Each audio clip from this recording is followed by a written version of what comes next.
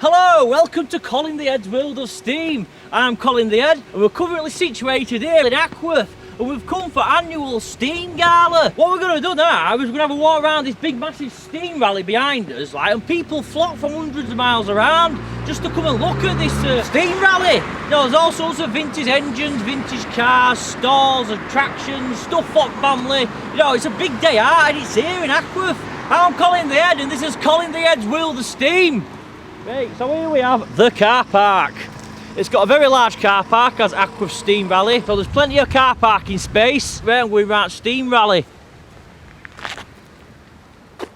Here we are at the Steam Fair, and we're not going to get kicked out of here because we've had permission to film, which is even better. So we've just paid in, we've just got in, and we're just here. And look at all the stuff that's here. It's installed. There's an organ playing to its head over there. Mr. Soft is here and that. Loads of like fairground attractions for kids to go on. Yeah, for what I've seen so far, it looks like it's going to be a good day. I'm really looking forward to going around Ackworth Steam Fair today. Yeah, it's got its own transport system as well as Ackworth Steam Fair. It comes in form of the Full-Time Express. All its passengers on.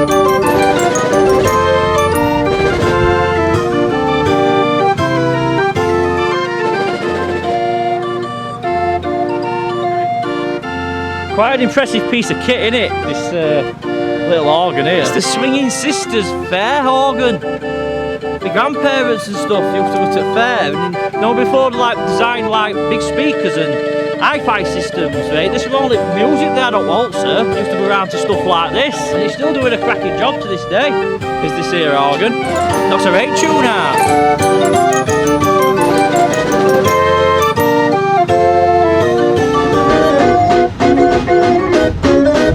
A bigger version here, the Swinging Sisters fair organ.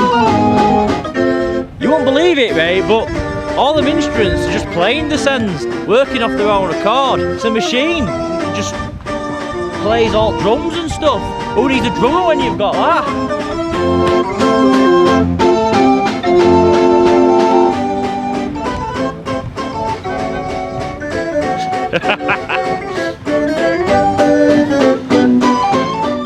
All your knitters out there, they've got a knitting superstore, as much wool as you'd ever need. Now, a few inquiries about what's happening in our centre arena, so we're just having that little break to give you a chance to go and spend your money on the stalls. That's here. That particular bargain that you've seen. Got all these corgi cars, these collectors' cars. Obviously some of them are used, but some of them are boxes and stuff.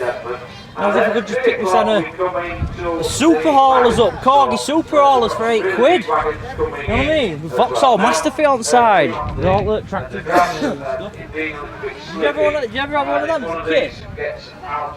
With proper tracks on and that. I had one of them. Are they a Tonka? Yeah, they are Tonkas, aren't they? Tonka toys. Proper ones. I rate mine, it's Ampit. Rock all tracks on it and stuff. Call into the steaming for your pint and then go and have a chat with the guys on the big steam which are parked up at the back there. Enjoy your day here, ladies and gentlemen, at Ackworth Steam Rally. God, look at this New York taxi just here, just parked up. It's like we're a scene out of Ghostbusters or something, no, like with big yellow cabs and that. And it's just there. Man, it's even got a taxi fare outside in dollars.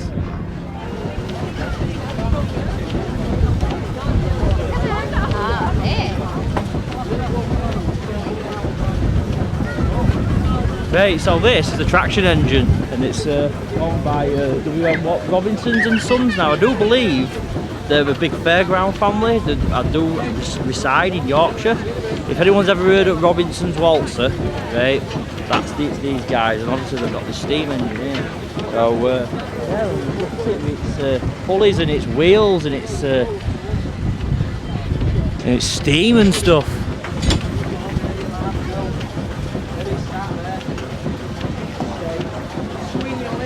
Using a dynamo, that's obviously a generator.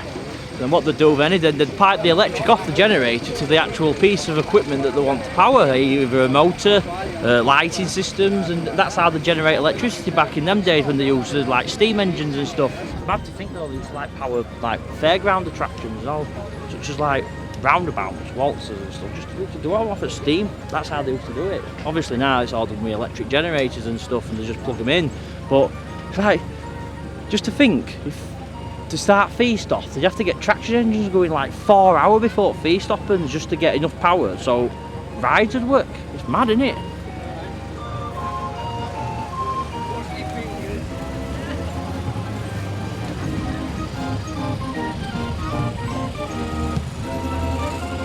This is what's known in the world as a steamroller. It's just a steamroller. Look at how much quality and workmanship went into them.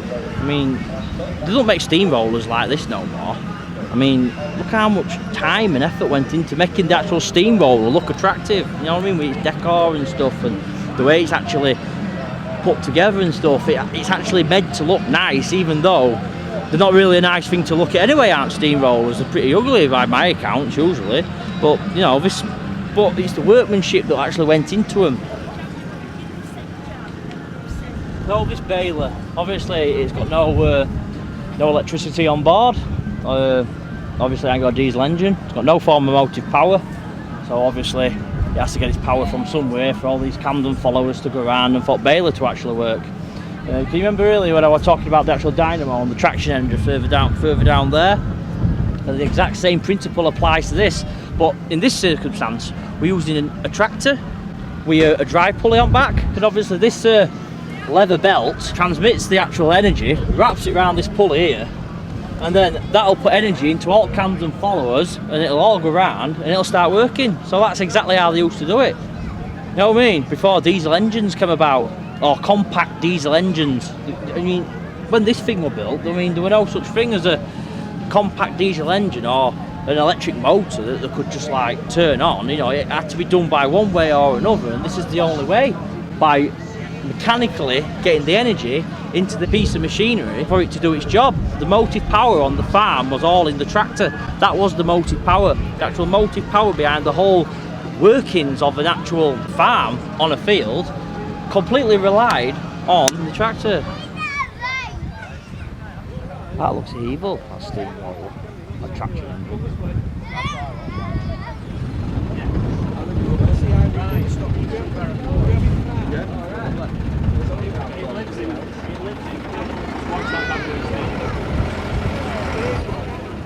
Look at the steering with chains, that's mad. Look at them chains, there are the steering. See chains on front.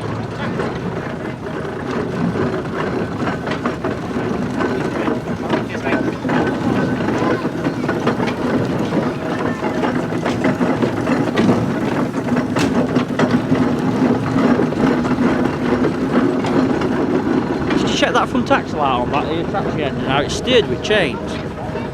Well, basically, you've got the front axle at front and you've got two chains that come off, right?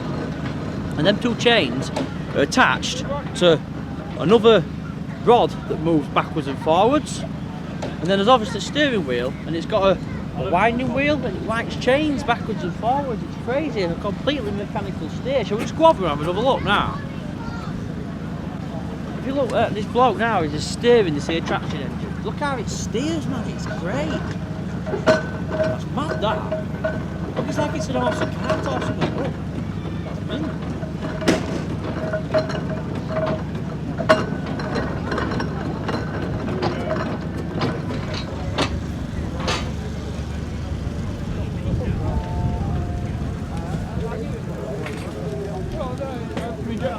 Steering shaft, obviously. Call it a corkscrew onto a big cog, and obviously that drives a big massive metal bar with chain wrapped around it, and this tightens and slackens the chains in order to each side of the wheel, and obviously these chains are tied to the front axle. Isn't it mad that? It just works that.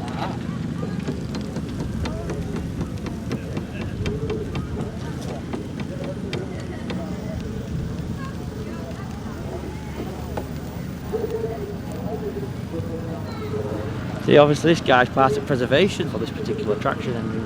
You know, the dedication that's behind these guys is absolutely unreal.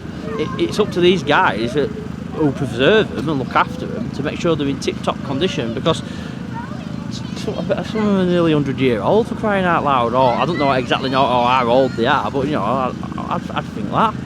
You know, this traction engine looks about 100-year-old, doesn't it?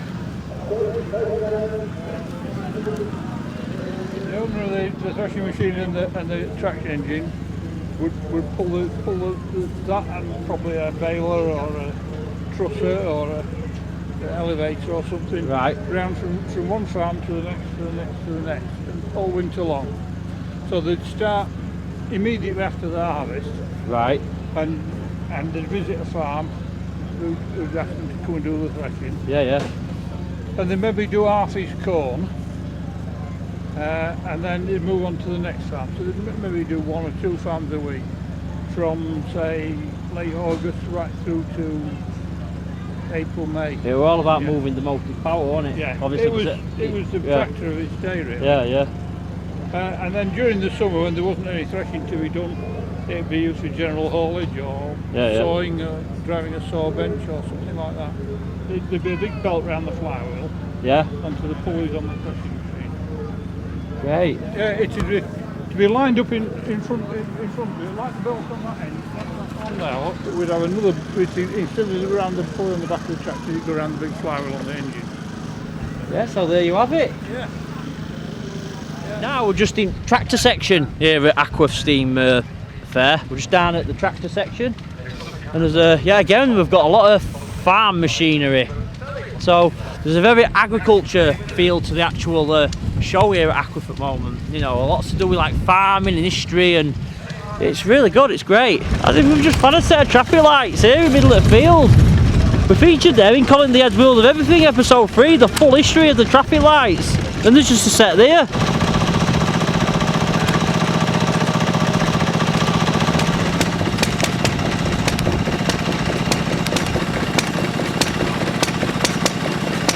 The engine, right, it was built in 1952. Its actual power is 1.5 horsepower, and it's capable of actually shifting 450 gallons per hour of water. You know, that little green pump, that's some water, that, isn't it? That little machine. So obviously this piece of machinery here obviously used to drive something at one time. So obviously the wheel going round, yet again they put a big yellow belt round it, and you'd find pieces of machinery like that in, like, I don't know, big factories where they were actually making things, and there were actually a lot of machinery. Like in wool, textiles industry, you find them in the actual mills and stuff. So obviously they needed motive power, and they needed power to actually power big looms and stuff that they used to have in textiles, and lathes and stuff. So that's how they used to do it. They used to have machines like that.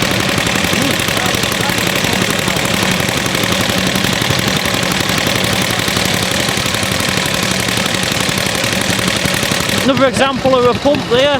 Smaller machine at Laston, just a bit of a different configuration. Yeah, again, I can't stress how important these pumps would have been in agriculture. You know, like to get water out at fields and actually get irrigation out there, to actually pump water. And this would have been their job, to actually shift the water. They wouldn't have just been moving water through a little pipe about this long, you know, they'll have been sending it down long stretches of pipe, pulling out of rivers. It'd have been getting pumped over fields, you know what I mean, just to get the water where it needed to be, and this is how they used to do it. So we've just been looking at this little piece of machinery. We've just discovered it's got an alternator now. Anyone who doesn't know what an alternator actually does, right, but alternators do the charge batteries, right? So obviously you'll have a wheel, you'll drive a wheel, and then what that'll create current, and that current can go somewhere. So if you could connect them two wires to a battery, obviously the battery will take the current and it will store the energy. This machine is actually charging that battery up, and it's also running these bulbs. How mad is that? You won't think it was doing that, would you? You just think it was just going round.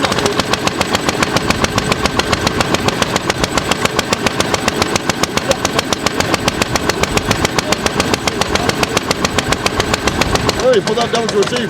Perfect. Yeah, that's what it is. That's exactly what it's doing. It's charging that battery up. You might as well be working it and using it at the same time. Yeah. You know what I'm saying? No point having an engine stood there doing nothing like these. They're all stood there doing nothing.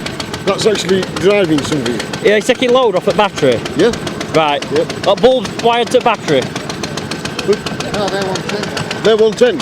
Sorry, they're 110. They're on that. So that 110's coming out of that dynamo. That's a 110 dynamo generator. That runs the lights. Right. And the alternator just for the battery. Right. And you've got a water pump on this side. When I put another belt on there, you've got a water pump on this side. Yeah. So I've got a water pump as well. There's everything going on in there. Little powerhouse, isn't it? Little powerhouse. Yeah.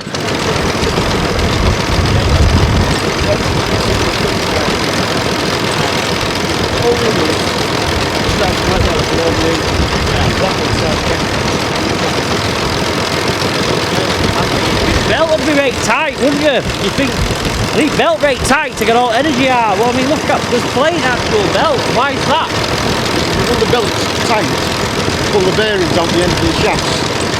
So when it's slack, you have to do your bearings. Don't put tension on the shaft, yeah. If I was to tighten that right with the trolley, we just wear it out in 2 minutes. So the reason why the belts are actually slack is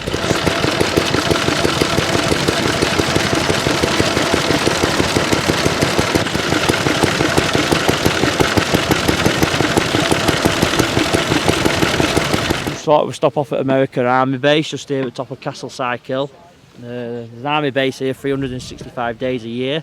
They're always camped here, and it's a permanent post here for these guys. And these guys call it home, and they're actually here right now, as you can see. Just getting the sense kitted out for morning patrol. They protect Ackworth against invaders from Ponty. So if any invaders are coming from Ponty, these guys make sure that they don't get over the boundary. Right. Now, bubble it back that way, Gav.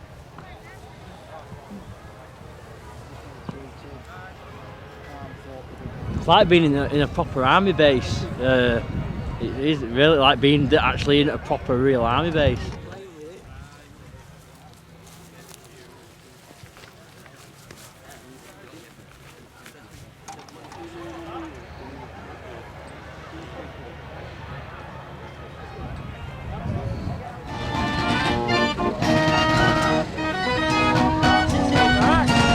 Look at all these weapons and munitions that they fetch with them. You know what I mean?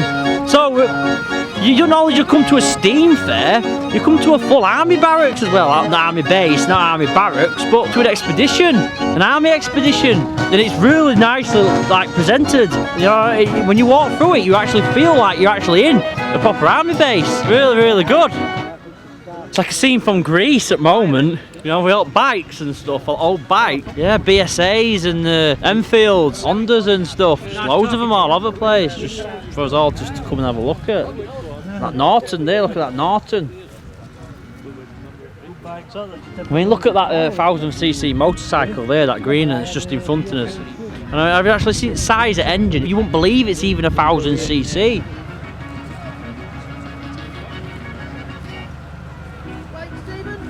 We're having a fantastic day here today at Ackworth Steam Rally. I can't believe how much I've learned. Well, as questions have been answered warmly and friendlily. Unlike caught radio hams who just hate us, credit to stallholders here at the Ackworth Steam Fair. I hope to see you next year because I'll be coming back again. Been well worth a trip out to Ackworth Steam Rally today. I would well advise it to anybody. It's only a £5 in. Drill for kids, you know what I mean? There's loads for them to do. Loads of stalls for snap, and there's plenty of rides and amusement arcades and hooker ducks and stuff and games for them to be going on. So there's always something for them to be doing. Bouncy castles and stuff, you know, there's loads for them to do, so it's good for kids, it's kid friendly.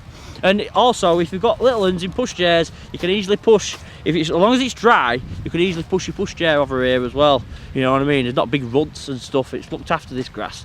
So it's a win-win for me, is this place. It is, definitely. Right, so we've been to Ackworth Steam Rally here at Castlesyke Hill, here at Ackworth, near Pontefract, and it's been an absolutely amazing day. We've seen traction engines, we've seen bikes, we've seen cars, we've seen fairground attractions, we've seen water pumps, we've seen generators, dynamos, we've seen, what else have we seen? We've seen organs, we've seen all sorts. It's been like a little episode of Colin The Head's World of Everything, just like in its own little spin. So, yeah, but for what I've seen today at Ackworth Steam Fair, it were well worth coming out to see, and I hope to see you again in another action-packed episode of Colin The Head's World of Steam.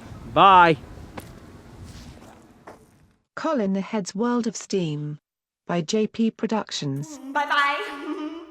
Bye-bye. Bye-bye. What it is, mate, when you're a YouTuber like me, people just don't understand what I'm doing. You know, I'm a YouTuber, I'm famous. I'm Colin the Head. I'm Colin the Head. I'm Colin the Head.